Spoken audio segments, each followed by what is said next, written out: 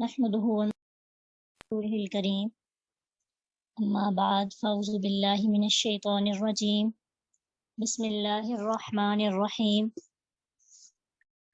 Rabbi इश्रह ली सदरी व यस्सिर ली अमरी वहलुल उक़दतम मिन लिसानी यफ़क़हू क़ौली रब्बि ज़िदनी इल्मा।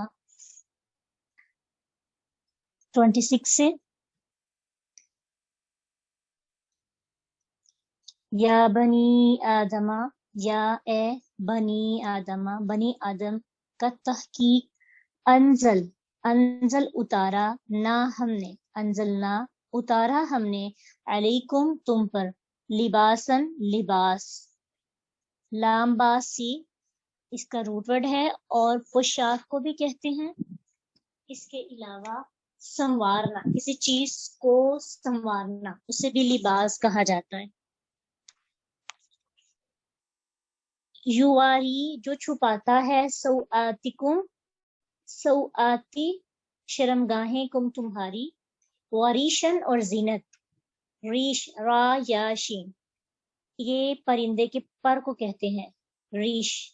व लिबासु और लिबास, अत्तक़वा तक़वा का, ज़ालिका ये खैरुन बेहतर है, ज़ालिका ये मिन आयाती निशानियों में से है, अल्लाह की, लअल्लहुम शायद कि वो, यज़्ज़क्करून वो नसीहत पकड़ें। या बनी आदमा ए बनी आदम, ला ना यफ्तिनन्नकुम ला ना यफ्तिनन्ना हरगिज फितने में डालें, कुम तुम्हें, अश्शैतानु शैतान, कमा जैसा कि, अखराजा उसने निकलवा दिया, अबवैकुम तुम्हारे वालिदैन को, इससे मुराद कौन है? आदम और उनकी बीवी, मिनल जन्नती जन्नत से, यंज़िउ उसने उतरवा दिया, नून सा आइन इसका रूट वर्ड है, यंज़िउ उसने उतरवा दिया, अनहुमा उन दोनों से, लिबासहुमा लिबास हुमा उन दोनों का, ली ताकि, यूरिया वो दिखाए, हुमा उन दोनों को, सौआतिहिमा शर्मगाहें उन दोनों की, इन्नहु बेशक वो, यराकुम वो देखता है तुम्हें, हुआ वो, व कबीलुहु व कबीलु कबीलाहु उसका, ज़मीर मुत्तसिल है। और ये प्रोनाउन किसके लिए यूज हुआ है? मर्जा क्या है इसका? शैतान। मिन हैसु जहां से, ला तरौनहुम नहीं तुम देखते इन्हें, इन्ना बेशक हम, जाल बनाया, ना हमने, अश्शयातीन शयातीन को शैतानों को, औलिया दोस्त, लिल्लज़ीना उनका जो, ला युमिनून नहीं वो ईमान लाते।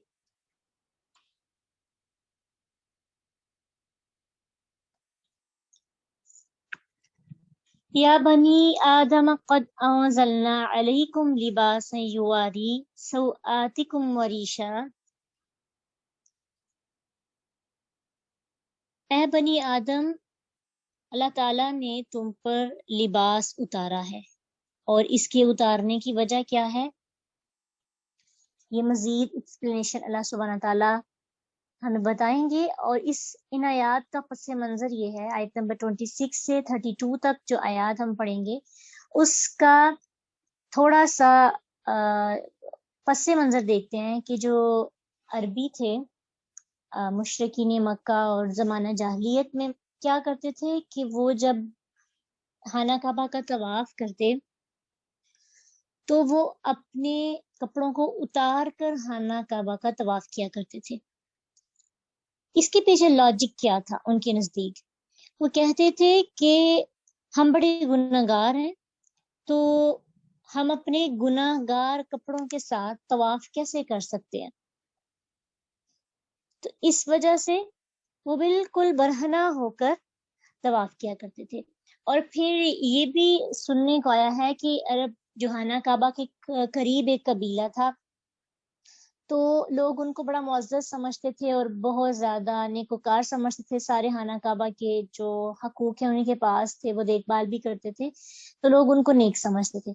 तो उनके लोगों के मुताबिक के वो लोग जो हैं وہ کعبے کے گرد طواف کریں گے کپڑے پہن کے، اور باقی جو ہیں، وہ باقی جو لوگ ہیں دور دور سے آتے ہیں، وہ طواف جو ہے برہنہ ہو کے کریں گے۔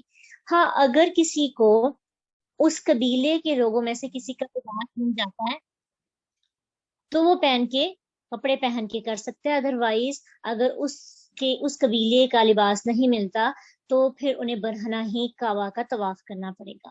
تو یہ ایک ان کی جاہلانہ رسم تھی کہ بجائے ایک نیک کام کرنے جا رہے ہیں اور ساتھ ہی ایک بہت شرمناک کام کرتے تھے جو کہ اللہ تعالیٰ کو سخت ناپسند تھا۔ تو اس پر اللہ سبحانہ تعالیٰ فرماتے ہیں کہ اے ابن آدم، تم پہ ہم نے لباس کو اتارا ہے، یعنی اللہ تعالیٰ کی طرف سے یہ حکم آیا ہے کہ تم لباس پہنو۔ یہ لباس اللہ تعالیٰ کی طرف سے نازل ہوا۔ یہ کیسے نازل ہوا؟ یعنی آسمان سے لباس بنا بنایا تو نہیں اترا تھا ہم پہ، کیسے ہم آسمان کی طرف دیکھتے ہیں اور آسمان سے لباس چپکتا ہے جیسے قطرے بارش کے نیچے گرتے ہیں، بالکل بھی ایسا نہیں۔ پھر اتارا کا لفظ یہاں پہ کیوں استعمال ہوا ہے؟ اس سے مراد ہے کہ اللہ نے آسمان سے پانی نازل کیا جس سے روئی اگتی ہے، پھر ریشم اور پشم کا سامان اس سے مہیا ہوتا ہے، پھر لوگ اس پہ زراعت، شجرکاری اور کپڑا بننے اور دوسری تمام چیزیں بنانے کا طریقہ اپنا کر اپنے لیے لباس تیار کرتے ہیں۔ سارے طریقے انسان کو کس نے سکھائے ہیں؟ اللہ سبحانہ تعالیٰ نے۔ اس لیے اس پہ شیخ عبد القادر رحمۃ اللہ علیہ لکھتے ہیں کہ یعنی دشمن نے جنت کے کپڑے تم سے اتروائے۔ پیچھے ہم پڑھ کے آئے ہیں نا کہ آدم اور حوا کو اپنی باتوں کے جال میں پھنسا کر شیطان نے ان سے کپڑے اتروا لیے تھے، تو اللہ یہاں پہ فرما رہے ہیں کہ پھر ہم نے تم کو دنیا میں لباس کی تدبیر سکھا دی کہ لباس کس طرح بنانا ہے، کیسے لباس کو تیار کرنا ہے اور اسے اوڑھنا ہے۔ اب اللہ تعالیٰ نے انسان کو پیدا کیا ہے، اللہ نے ہی انسان کی صورتیں بنائی ہیں، اور اب انسان کو مزید خوبصورت بنانے کے لیے اللہ سبحانہ تعالیٰ نے لباس کا حکم اسے دے دیا۔ تو لباس کا پہننا اللہ کی مرضی کو پورا کرنا ہے، اور لباس کا اتارنا اللہ کے حکم کے مخالف جانا ہے، اللہ کے حکم کے علاوہ دوسرے کام کرنا، یعنی اللہ کے حکم کی پاسداری نہیں کرنی، اس کی نافرمانی کرنی ہے۔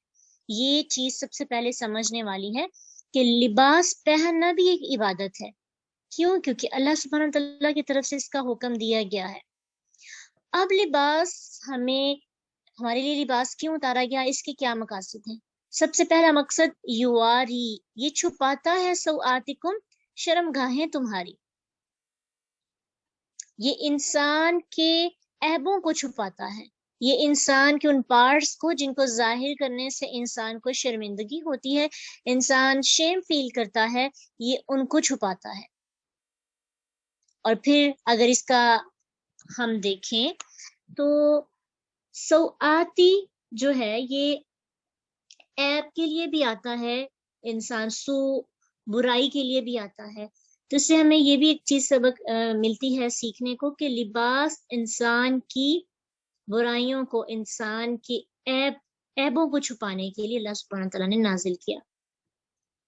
اور ساتھ ہی ساتھ پھر اس سے یہ بھی ہمیں سمجھ آنی چاہیے کہ جب لباس کا مقصد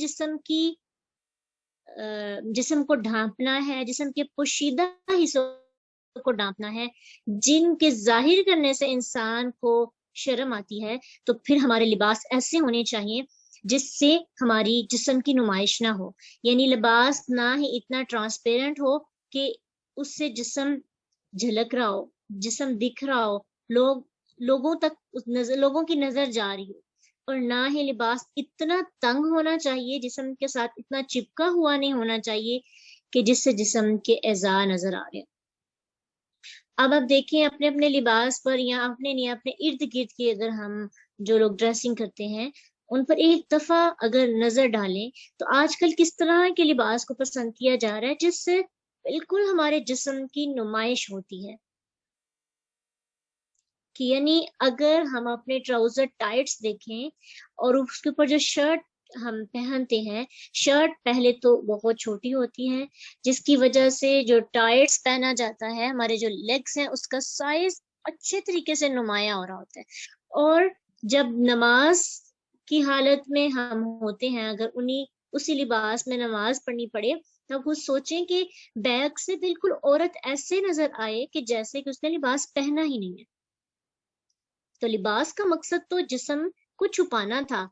اسی طرح جب آپ شرٹس وغیرہ اتنی تنگ پہنتے ہیں، اس سے جو عورت کی زینت ہے، عورت کی وہ پارٹس ہیں جس کو ظاہر کرنا اچھی چیز نہیں ہے، اور اس کو چھپانے کا حکم دیا گیا ہے۔ عورت اپنے سینے کو ڈھانپ کے رکھتی ہے، تو جب لباس پہن کر بھی وہ ساری چیزوں کی نمائش ہوگی، تو پھر وہ سوچیں کہ لباس کا پہلا مقصد تو ختم ہو گیا، جس مقصد کے لیے لباس کو اتارا گیا تھا۔ تو نہ چپکنے والا ہو، نہ ہی ٹرانسپیرنٹ ہو، اتنا باریک ہو کہ اندر سے جسم نظر آ رہا ہو۔ دوسرا مقصد لباس کا کیا ہے؟ وریشا، وا الگ ہے، ریشا زینت۔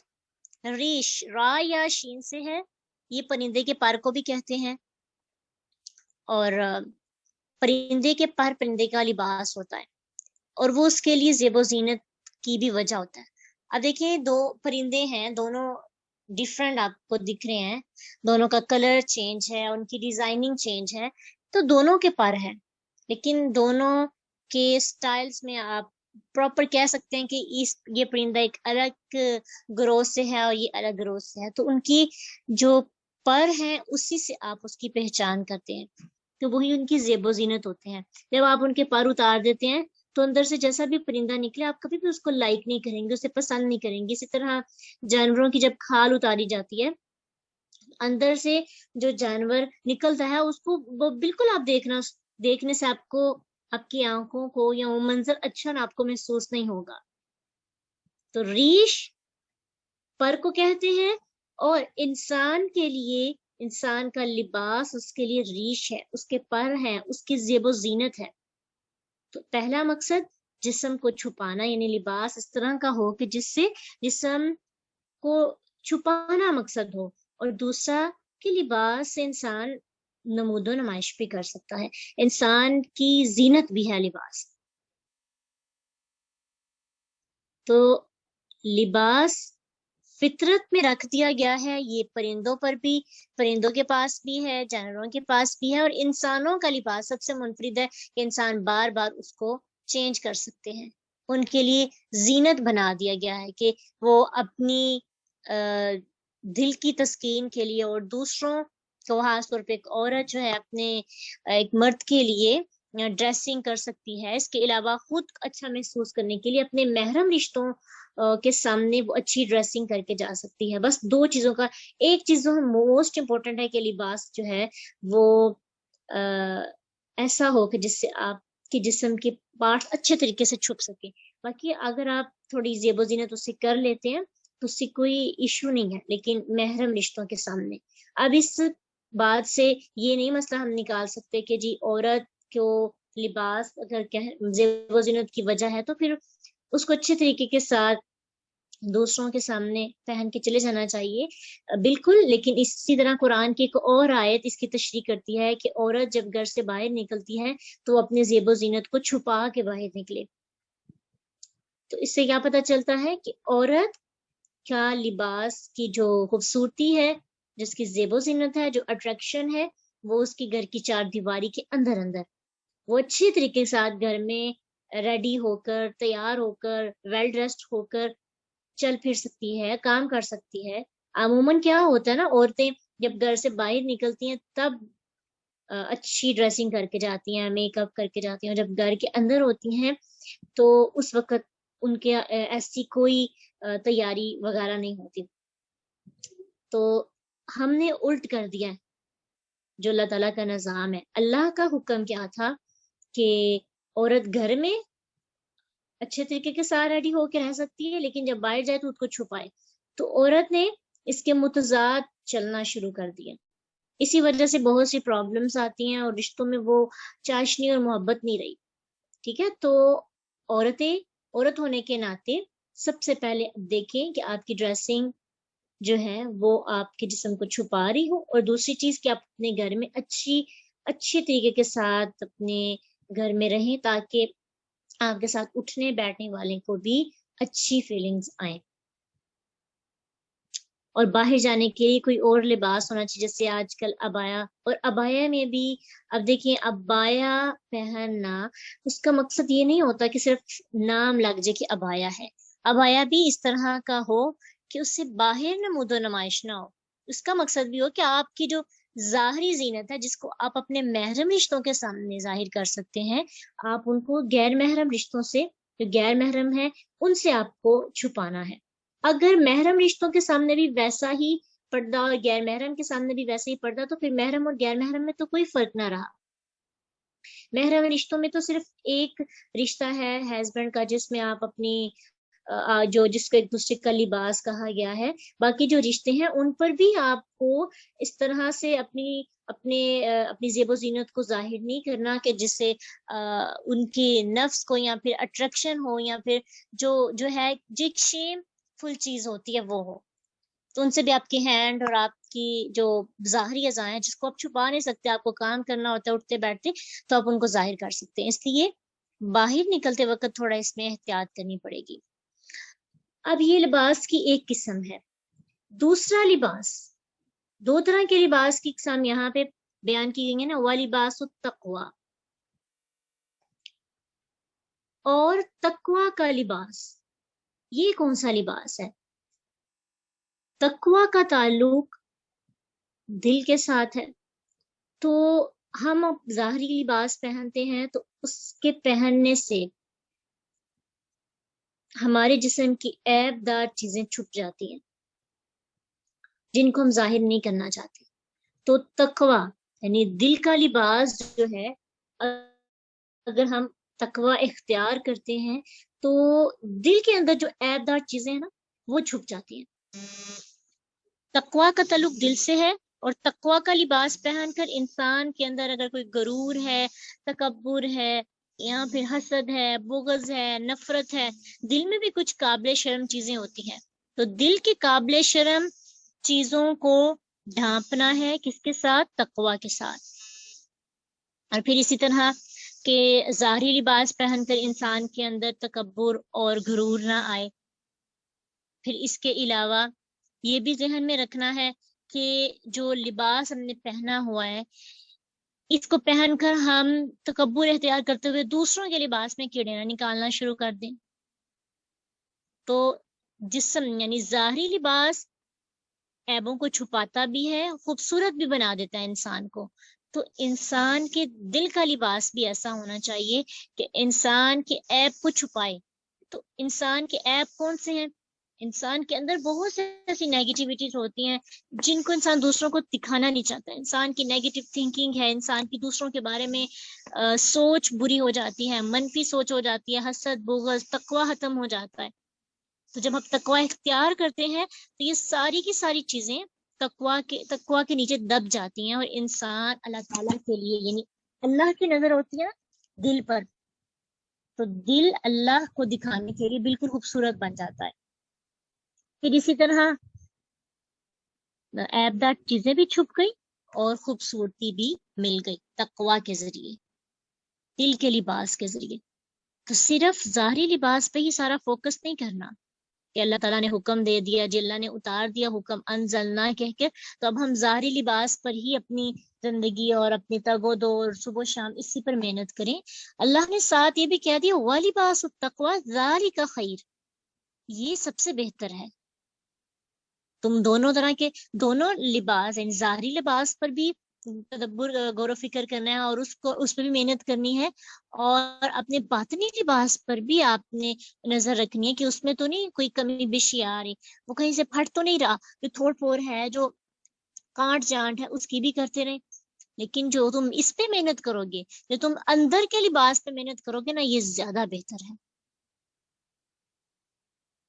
اور پھر اسی طرح اللہ تعالیٰ کے نزدیک بھی عزت کے لحاظ سے سب سے بڑھ کر کون ہے؟ ان اکرمکم عند اللہ اتقاکم، کہ تقوی جو ہے اللہ کے نزدیک تقوی والا شخص زیادہ معزز ہے، زیادہ بہتر ہے. اس لیے اللہ کے نزدیک دیکھیں ہمارے ظاہری جسم پر، ہمارے ظاہری لباس پر لوگوں کی نظر ہوتی ہے، اور ہمارے اندر کے لباس پر، ہمارے دل پر اللہ کی نظر ہوتی ہے. ہم اپنے ظاہر کو تو ٹھیک کرنے کی پوری کوشش کرتے ہیں، لیکن ہم اپنے اندر کو جہاں پہ اللہ کی نظر ہوتی ہے اس کو نہیں سنوارتے. جس پر لوگوں کی نظر ہے اس کو سنوارتے رہتے ہیں، جس پر اللہ کی نظر ہے اس کو نہیں سنوارتے.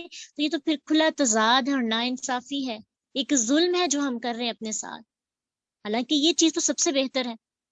تو اس لیے دونوں، اپنے ظاہری لباس کو بھی ٹھیک کرنا ہے اور اپنے اندرونی یعنی باطنی لباس پر بھی محنت کرنی ہے.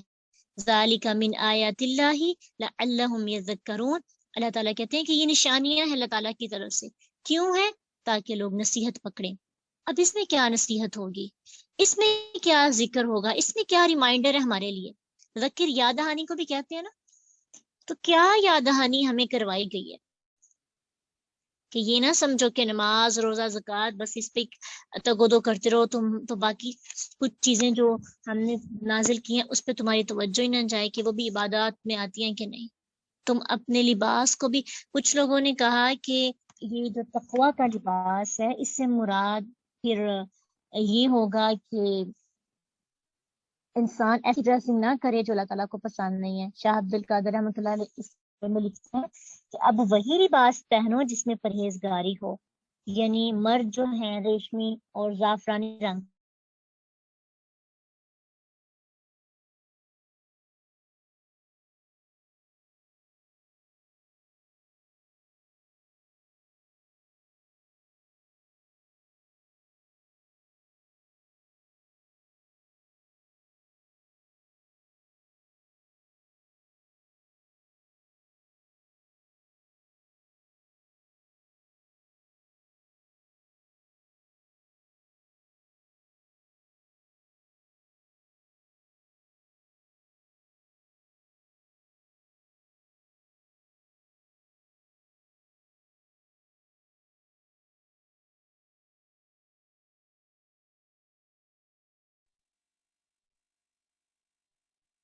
تو تقوی والے انسان کے دل میں، جس کے دل میں تقوی ہوتا ہے، اس کی ڈریسنگ ظاہری بھی بالکل ٹھیک ہو جاتی ہے. جس کے دل میں اللہ کا ڈر اور خوف ہوتا ہے، پھر اس کی ڈریسنگ اللہ تعالیٰ کے خوف اور ڈر اور محبت کی وجہ سے ویسی نہیں ہوتی جیسی اللہ تعالیٰ نے منع کیا ہے. اس لیے اپنی ڈریسنگ بھی اچھی رکھنی ہے، اور اپنے بچوں کی بھی بچپن سے ہی اگر ڈریسنگ اچھی رکھیں گے تو ان کو عادت پڑے گی. کیونکہ آج کل دیکھا جا رہا ہے کہ ہماری جو ڈریسنگ ہے وہ بہت زیادہ ہم دوسروں کو فالو کرتے ہوئے بالکل ایسی ڈریسنگ کرنا شروع ہو گئے ہیں جس سے ہمارا جسم بھی اچھے طریقے سے ڈھکا ہوا نہیں ہوتا.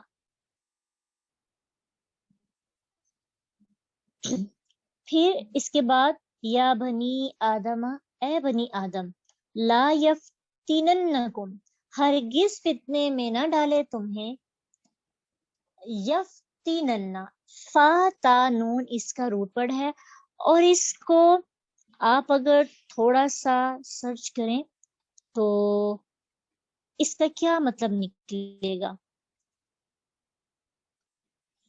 کہ فتنے میں ڈالنا. شیطان ہمیں فتنے میں کیسے ڈالتا ہے؟ اس کے بہت سے میننگ آپ کو لینگویج میں مل جائیں گے. ویسے اس کا جو ظاہری اور اصطلاحی میننگ ہے فتنہ ہی ہے، لیکن اس کا ایک میننگ اپیل بھی ہے، یعنی منت سماجت کر کے کسی کی درخواست کرنا، ریکویسٹ کرنا. تو اس سے یہ بھی پتہ چلتا ہے کہ شیطان ایسے کام کرے گا جیسے کوئی کسی کی منت کرتا ہے اور سماجت کرتا ہے، پلیز تم یہ کام کر لو. تو اس طرح سے وہ ہمیں اپنے جال میں پھنسا دیتا ہے، اس طرح وہ ہمیں فتنے میں ڈالتا ہے. یہ صرف اس کا ایک مطلب ہے. عربی زبان کی لغت کو آپ اگر پڑھیں تو بہت سے میننگز آپ کو ملیں گے. ایک میننگ مجھے یہ ملا تو جس سے مجھے ایک بہت اچھی اس کی وضاحت سمجھ آنا شروع ہوئی کہ اچھا شیطان اس طرح سے انسان کو اپیل کرتا ہے، اس کو ریکویسٹ کرتا ہے، منت سماجت کرتا ہے، ایسے وہ ظاہری طور پر تو ہمیں نظر نہیں آتا، لیکن اس کے جو یعنی شیطانی لوگ ہیں وہ بھی اس میں آ سکتے ہیں، شیطان کے چیلے ہیں، پھر شیطان کے ہتھکنڈے ہیں، اس کے ٹولز ہیں، اس کے کچھ ڈیوائسز ہیں جس کی وجہ سے وہ انسان کو اپنی طرف موٹیویٹ کرتا ہے، ابھارتا ہے، اور شیطان اس کے جال میں آ جاتا ہے۔ تو ابن آدم کو اللہ تعالیٰ کی طرف سے نصیحت کی جا رہی ہے، اے ابن آدم، ہرگز نہ فتنے میں ڈالے شیطان تمہیں، جیسا کہ آدم اور ان کی بیوی کو، اس نے تمہارے والدین کو اس نے فتنے میں ڈالا تھا۔ اب وہ دیکھیں وہ والدین رہتے کہاں پہ تھے؟ وہ جنت میں رہتے تھے۔ اب جنت میں رہنے والے لوگوں کو شیطان نے فتنے میں ڈال دیا تھا، ہم تو دنیا میں رہتے ہیں، تو کیا شیطان ہمیں فتنے میں نہیں ڈالے گا؟ ہمیں اپیل نہیں کرے گا؟ ہمیں اپنی طرف نہیں بلائے گا؟ تو پہلے سے ہمیں اللہ کی طرف سے سمجھا دیا گیا کہ چکنے رہو، شیطان نے تمہارے والدین کو فتنے میں ڈالا اور جنت سے نکلوا دیا، اور جنت سے نکلوایا تو اس کے نکلوانے کا مقصد کیا تھا؟ ینزعو، تاکہ وہ اتروا دے، اس نے ان دونوں کا لباس ہی اتروا دیا۔ ینزعو نون زا عین سے ہے، تو اگر اس کا ان ڈیپتھ جا کر آپ میننگز دیکھیں نا تو اس کا مطلب ہوتا ہے اخراج کرنا، توڑ دینا، یا پھر چیر پھاڑ کرنا بھی اس کا مطلب ہوتا ہے۔ اس کا مطلب ہے کہ جب کپڑے اترتے ہیں، سمجھیں ہماری زینت کا چیر پھاڑ ہو رہا ہے، جب ہم اپنی زینت کو چھپاتے نہیں ہیں، ظاہر کرتے ہیں اور ایسی ڈریسنگ کرتے ہیں جس سے ہمارا جسم صاف ستھرا واضح ہو رہا ہوتا ہے، بالکل نمایاں ہو رہا ہوتا ہے، تو اس کا مطلب ہے ہم اپنا چیر پھاڑ کر کے اپنے آپ کو دکھا رہے ہیں۔ پھر اس کا ایک مطلب ہوتا ہے سواری سے اترنا، پھر ایک میننگ اس کا یہ بھی ہے نون زا عین کا، کسی کو بے دخل کر کے اس کی جگہ قبضہ جما لینا۔ اب دیکھیے جب شیطان ہمارا لباس اتروا دیتا ہے تو پھر بے دخل کر دیا ہمیں، ہماری حیا ختم ہو گئی۔ اب جب کہتے ہیں نا الحیاء من الایمان، حیا ایمان سے ہے، جب انسان کے اندر حیا نہیں ہوتی، انسان جو چاہے مرضی کرے، تو حیا کو بے دخل کر کے اس پر بے حیائی کا قبضہ آ جانا، اور پھر جو چاہے جیسا مرضی شیطان ہم سے کروائے، ہمیں ہمارا ضمیر ہی نہیں جاگتا۔ اور پھر نون زا عین کا ایک میننگ ہوتا ہے دلدل، پانی کا ڈیرا، جو دلدل ہوتی، کیچڑ ہوتا ہے نا، اسے بھی کہتے ہیں۔ تو آپ خود سوچیں کہ جب انسان لباس انسان کا اتر جاتا ہے تو انسان کا جسم جو ہے کیچڑ کی مانند ہو جاتا ہے، یعنی وہ اتنا بھلا نہیں لگتا، یعنی اللہ کے نزدیک اور ایمان والوں کے نزدیک وہ بالکل ایک ایسی چیز ہے جس کو ناپسند کیا جاتا ہے۔ تو ہم اس کو اپنے لیے اٹریکٹیو بنا کر یوں سمجھتے ہیں، جب بھی ایسی کوئی ذہن میں چیز آئے نا کہ ڈریسنگ کے لحاظ سے اس طرح سے ڈریسنگ ہونی چاہیے، لوگ بھی کرتے ہیں، تو یہ میننگ سارے اگر ذہن میں آ جائیں گے نا تو خود حقیقت سمجھ میں آئے گی کہ ایک لباس کے اترنے سے کتنی برائیاں ہمارے اندر آ جاتی ہیں۔ تو جنت سے ان کو نکلوایا، نکلوانے کے بعد ان کا لباس اتروا دیا۔ کیوں اتروایا؟ تاکہ ان کے عیب دار، تاکہ ان کے شرم رضا ہیں ان کو ایک دوسرے پر ظاہر کر دے۔ تو شیطان کا مقصد ہی انسان کو بے حیا کرنا ہوتا ہے، وہ انسان کو حیا کی طرف جانے نہیں دیتا۔ شیطان انسان کو فتنے میں ڈالتا ہے، اس کی بعض اوقات اس کے لباس سے فتنے میں ڈالتا ہے۔ اب دیکھیں جب آپ کا لباس اچھا نہیں ہوگا، آپ کو عبادت کرنے میں مزہ نہیں آئے گا، آپ کا لباس اچھا نہیں ہوگا، آپ وضو نہیں کر سکیں گے۔ مثال کے طور پر آپ کے بازو بہت ٹائٹ ہیں، اب آپ کے بازو آپ کی کلائیوں سے اوپر ہی نہیں جا رہے، کوہنیوں سے اوپر ہی نہیں جا رہے، تو کوہنیوں تک تو بازو دھونے ہیں۔ اب یہ ایک بہانے ایکسکیوز آپ اپنے سامنے رکھ لیتے ہیں، میں وضو کیسے کروں، میرے تو بازو بہت تنگ ہے، اور پھر وضو نہیں کریں گے تو نماز بھی ادا نہیں ہوگی۔ اسی طرح جب ٹائٹس پہنا ہو یا پھر ڈریس چھوٹا ہو جس میں نماز ہی نہیں ہو سکتی، اس سے آپ اچھے طریقے کے ساتھ اپنے آپ کو ڈانپ نہیں سکتے، تو اس وجہ سے بھی پھر آپ کہتے ہیں کہ میری ڈریسنگ اچھی نہیں ہے، پھر ڈریسنگ چینج کرنے میں بھی آپ کو وہ تھوڑی آر سی رہتی ہے، تو پھر اس وجہ سے بھی آپ نماز کی طرف نہیں آتے۔ تو ایک ڈریس الحیا من الایمان